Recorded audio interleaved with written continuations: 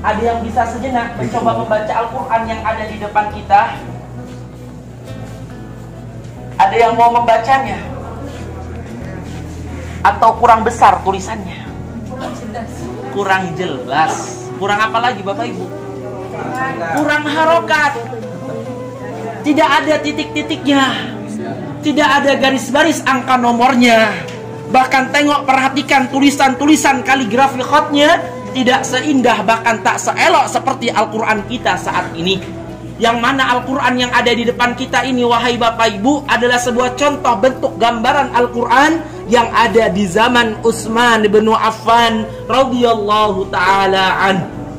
Semacam ini Al-Qurannya, semacam ini tulisannya, semacam ini gambarannya.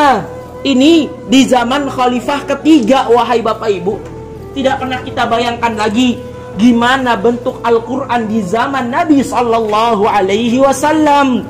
Tentunya lebih dahsyat lagi bentuk dan gambarannya. Bapak Ibu yang dimuliakan Allah, sungguh berbeda bentuknya, sungguh berbeda gambar yang di dalamnya. Meskipun bacaan sama, meskipun pahala sama, tapi bentuk Al-Quran kita saat ini jauh lebih mudah daripada Quran yang ada di zaman dahulu. Betul apa tidak Bapak Ibu? Dan ini merupakan suatu kenikmatan. Tetapi wahai Bapak Ibu yang dimuliakan Allah, mereka sesulit ini, seribet ini, tapi tatkala mereka tahu inilah dia kalamullah, tatkala mereka tahu inilah dia firman-firman Allah, terlebih-lebih lagi tatkala mereka benar tahu sejarah di mana perjuangan Nabi kita Muhammad sallallahu alaihi wasallam, sungguh menambah kecintaan mereka untuk berusaha pandai dengan Al-Quran. Bapak Ibu yang dimuliakan Allah, kalau kita pernah mendengar sejarah gimana dahulu Al-Quran diturunkan, tidaklah mudah wahai Bapak Ibu, tidaklah gampang. Jangan kira Al-Quran diturunkan langsung lengkap 30 juz, tidak. Melainkan one by one, step by step diturunkan yang namanya Al-Quran sampai lengkap 30 juz. Tidak hanya butuh setahun, tidak hanya 2 tahun. Berapa lama Bapak Ibu? 23 tahun panjangnya Nabi Sallallahu Alaihi Wasallam bersabar menanti agar Al-Quran lengkap sampai dengan 30 juznya. Jangan 23 tahun ini waktu yang singkat, yang gampang, enak seperti kita bisa keluar ke sana, pergi ke luar negeri sana, jalan-jalan ke sana aman, nyaman, tentram. Dahulu tidak. Nabi dipantau, kafir Quraisy siap memanah menebas kepala Nabi, naudzubillah, pada waktu itu. Tapi Allah masih menjaga dan melindunginya. Bahkan wahai Bapak, ini keadaan kondisinya, bahkan tatkala nerimanya saja itu tidak gampang. Jangan kira seperti kita nih, dikasih Al-Quran pegang, nih enak diterima langsung. Tapi Nabi dahulu tidak wahai Bapak Ibu. Itu Al-Quran meskipun sebuah lisan, perkataan, kalimat Allah, tatkala Nabi nerima pun penuh dengan perjuangannya wahai kaum muslimin. Dikisahkan oleh para sahabat, tatkala di antara kondisi Nabi tatkala diturunkan menerima baginya Al-Quran, itu di musim yang sangat dingin, sangat-sangat dingin. Kita di sini yang hampir 7 tahun, jikalau puncaknya musim dingin, jangankan di luar, di dalam ruangan saja itu harus lengkap dengan jaketnya biar hangat. Tidak kita bayangkan di zaman Nabi tidak ada fasilitas semacam ini. Musim yang sangat dingin, sahabat kedinginan, Nabi pun sama. Tapi tatkala Al-Quran diturunkan kepada beliau bertepatan di musim yang sangat dingin, ini dahi wahai Bapak Ibu, dahi bercucuran keringat wahai Bapak Ibu, berkeringat, mengeluarkan keringatnya, meneteskan keringatnya tatkala diturunkan kepada beliau Al-Quran. Padahal sebuah kalimat, bukan beban 100 kilo, bukan beban 200 kilo, tapi sebuah kalimat. Tapi ini ingin menunjukkan Allah kepada nabinya bahwasanya Al-Quran bukan kitab sembarangan. Oleh karena itu wahai Bapak Ibu, tidak pantas kita di zaman ini kalau masih bermalas-malasan dengan Al-Quran. Tidak pantas kita di zaman ini untuk menunda-nunda dari bacaan Al-Quran dengan alasan yang sepele. Apa? Maaf, saya bukan orang Arab. Maaf, saya tidak pandai bahasa Arab. Sulit, susah, jadi maklumlah saya tidak baca Al-Quran. Bukan kemakluman, tapi suatu musibah. Karena ketahuilah, Al-Quran bukan hanya khusus untuk orang Arab saja, melainkan untuk seluruh hamba Allah yang cinta Allah dan Nabinya. Oleh karenanya, setelah ruangan ini, kita akan tunjukkan dan perlihatkan, kenalkan kepada Bapak Ibu semua, gimana ada orang di zaman ini seperti kita, bukan orang Arab. Seperti kita, tidak berbicara berbahasa Arab, tetapi semangatnya sungguh luar biasa dengan Al-Quran. Siapa dia? Dari mana asalnya? Mari kita kenalkan ke ruangan berikutnya, silahkan. Yang ada di 1300 tahun yang lalu, tapi yang di depan kaca kita saat ini adalah Al-Quran yang ada di zaman kita sekarang. Kalau tadi yang menulis penulisnya adalah orang yang fasih berbahasa Arab, tapi yang di depan kaca kita kali ini beliau sama sekali tidak bisa berbahasa Arab. Kalau tadi adalah Al-Quran fotokopian, aslinya ada di Turki, Istanbul sana, tapi yang di kaca kita saat ini adalah Al-Quran asli original di zaman kita sekarang. Sebelum kita kenalkan siapa dia, dari mana asal sang penulis ini, lihat sama-sama Al-Qurannya. Fokus lihat Al-Qurannya, ada berapa jumlahnya Bapak Ibu? Ada berapa? 4 apa 5? 5 apa 7? 7 apa 10? 10. Berapa semuanya? 10. Semuanya 10. Di belakang 3 ke bawah semua. Di belakang 1 di depan yang terbuka. Setiap Al-Qurannya semua semacam ini. Semuanya setebal ini wahai Bapak Ibu. Di dalam cuma hanya 3 juz. Berapa juz? 3. Sedangkan Al-Quran lengkap berapa juz? 30. 3 kali 10 berapa? 30. Dan ini Al-Quran lengkap tapi hanya saja terpisah-pisah di dalam 10 kitab. Sebelum kita, agar kita tidak ragu, agar kita tidak bingung, agar kita tidak merasa heran apakah benar ini asli buatan tangan di zaman ini. Simak sejenak janji Allah, perhatikan baik-baik firman Allah, tancapkan dalam-dalam di hati kita. Allah selalu berjanji dan janjinya tidak akan pernah berleset, janjinya selalu terbukti, yang mana Allah selalu mengatakan walaqad yassarnal Qur'ana lidzikr. Allah berjanji mengatakan sungguh benar, sungguh nyata, sungguh terbukti bahwasanya Allah akan selalu dan selalu menjadikan Al-Quran kitab yang paling mudah kata Allah. Kitab yang paling gampang. Gampangnya bukan hanya di zaman sahabat, bukan hanya yang pandai bahasa Arab saja, tapi seluruh hamba Allah akan mendapati Al-Quran kitab yang sangat mudah dan gampang. Ini janji Allah. Jadi kalau ada yang mengatakan mohon maaf, saya tidak bisa baca Al-Quran, saya sudah coba belajar sama Ustaz A, tetap tidak bisa. Pindah ke Ustaz B, tetap tidak bisa. Jadi kalau ada di antara kita yang semacam demikian, pertama kali hal yang harus dia lakukan apa? Introspeksi diri. Banyak istighfar, memohon ampun kepada Allah. Ada apa pada diri saya? Allah berjanji mudah Al-Quran, Nabi menegaskan, tapi kenapa saya sulit?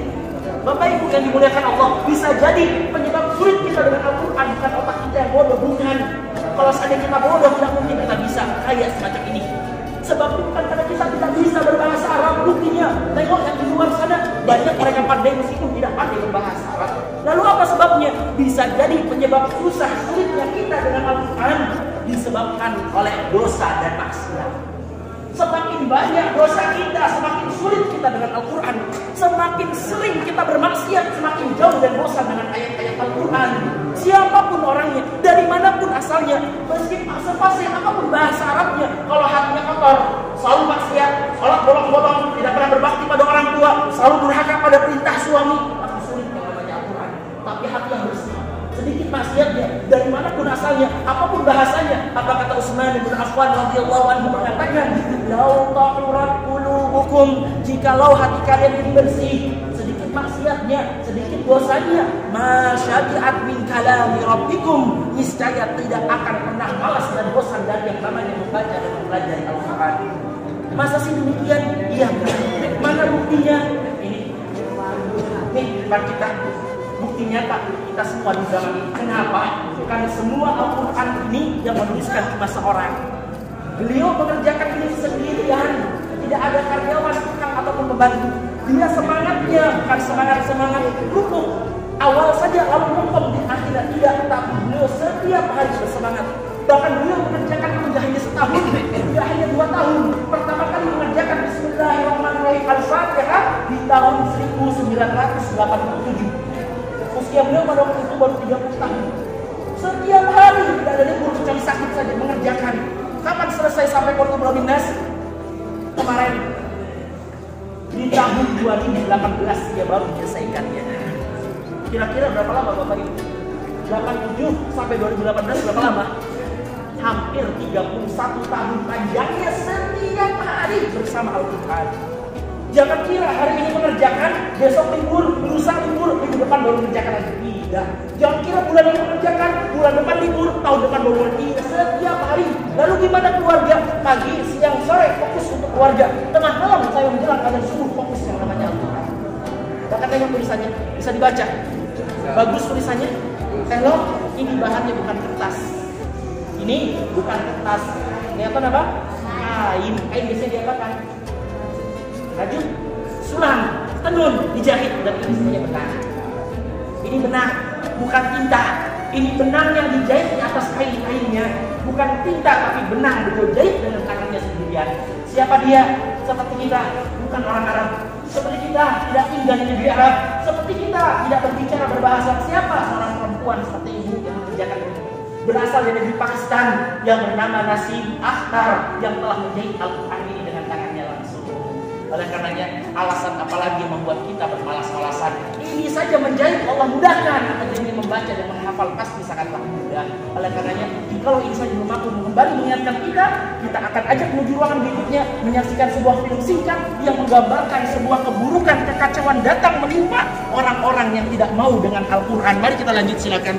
Allah Subhanahu wa Ta'ala, sebuah film singkat ini kembali mencoba ingin meyakinkan kita, mengingatkan kita bahwasannya janji Allah itu nyata, janji Allah itu benar-benar terbukti. Kapanpun, dimanapun orang yang senantiasa mau dengan Al-Quran, pasti kebahagiaan yang akan ia dapati tidak akan pernah menyesal dan tidak pernah merugi, karena Allah selalu berjanji mengatakan, Ma anzalna 'alaikal Qur'ana litashqa.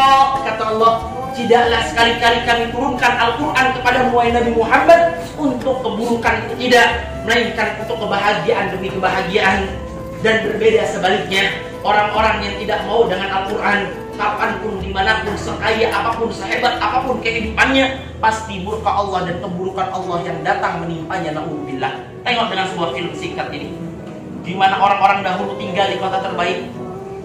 Adakah di tengah mereka صار الشرك أصناما متعبد إليها من دون الله menyembah kepada selain Allah, خرج الكفر أسوأ meminta في kepada نفس tukang sihir, البشر dukun santet, orang pintar dan yang lain-lainnya.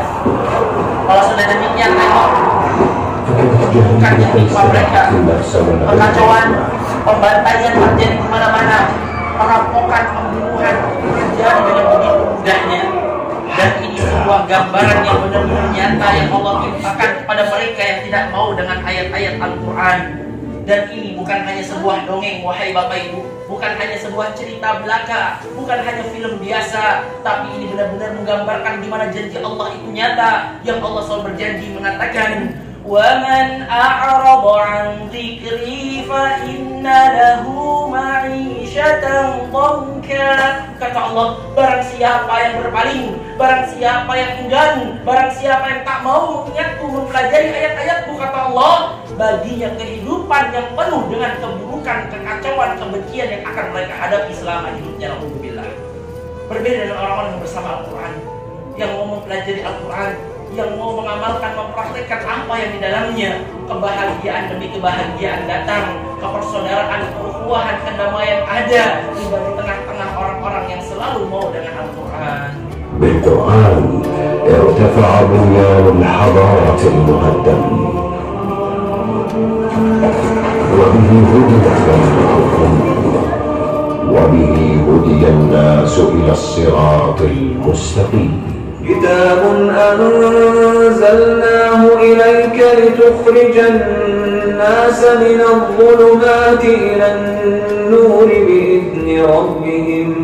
بإذن ربهم إلى صراط العزيز الحميد الله الذي له ما في السماوات وما في الأرض. Silakan kita lanjut ke ruangan berikutnya, mari.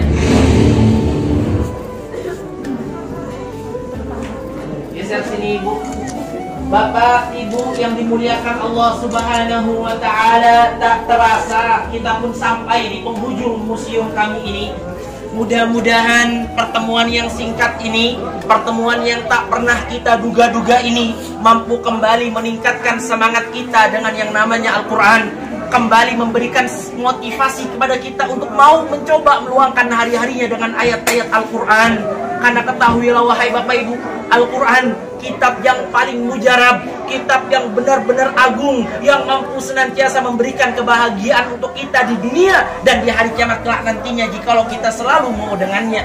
Ketahuilah wahai Bapak Ibu, yang merasa di antara kita sekarang sudah pandai membacanya, bacaannya bagus, suaranya indah, jangan pernah merasa cukup dalam melantunkan, melainkan selalu tingkatkan dan tingkatkan semangatnya. Membaca tidak hanya terbatas sampai selesai mengkhatamkan, membaca tidak hanya terbatas sampai selesai kita lulus SMA ataupun kuliah, tapi membaca harus kita lakukan setiap harinya.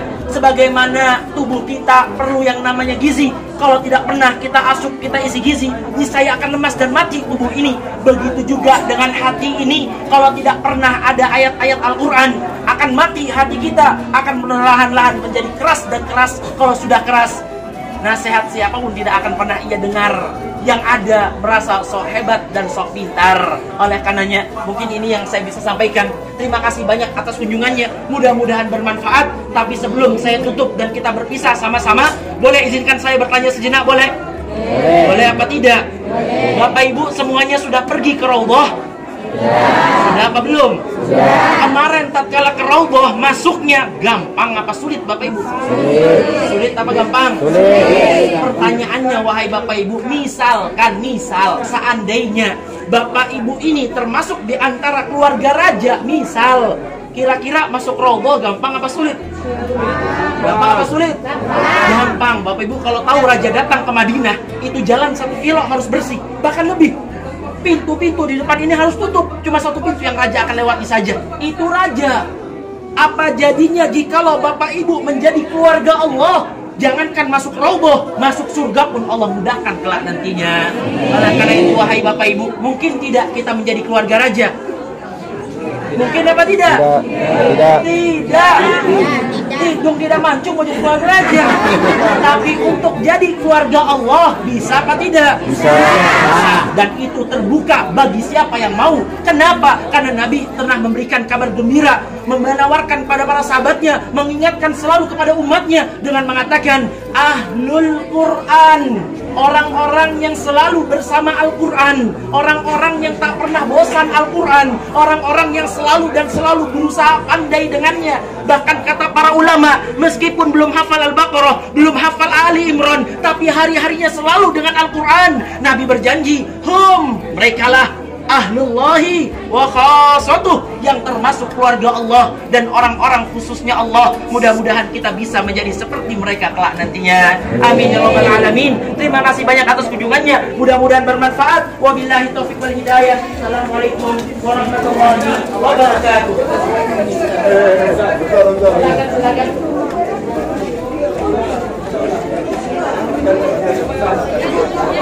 Silakan. silakan. Quran Karim waqaf Masjid Nabawi Syarif, waqaf Jum'ah Madinah.